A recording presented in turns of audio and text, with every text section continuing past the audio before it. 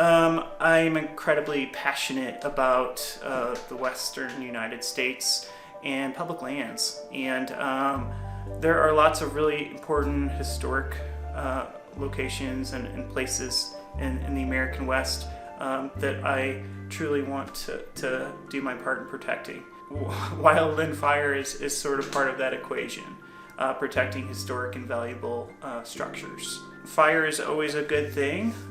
It's a natural occurrence, and so our goal is not really to go in there and suppress a fire. Our goal is to let it burn, but when you have structures to protect, that's when we need to go in there and do some management. So what are the human impacts of a wildland fire? And there are so many. They, of course, threaten communities that are built on the urban interface, which is, on the fringes of town as we start to develop areas closer to wild places. And indigenous tribes as well.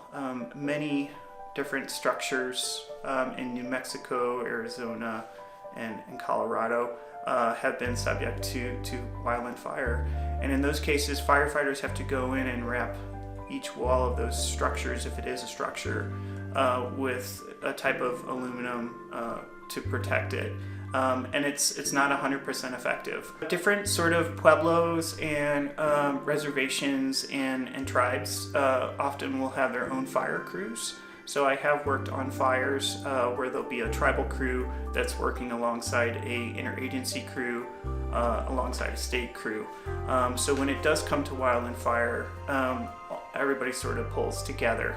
And the native tribes that I've worked with on wildland fire, there always seems to be a sense of responsibility, sense of ownership, and a sense of resolve. Like they're there to work and to really save what is sacred to them. And so this is important because these cultures are disappearing.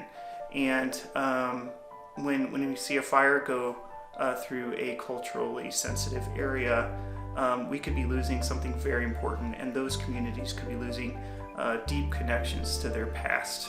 And so indigenous tribes, and really it can also affect just your average American too.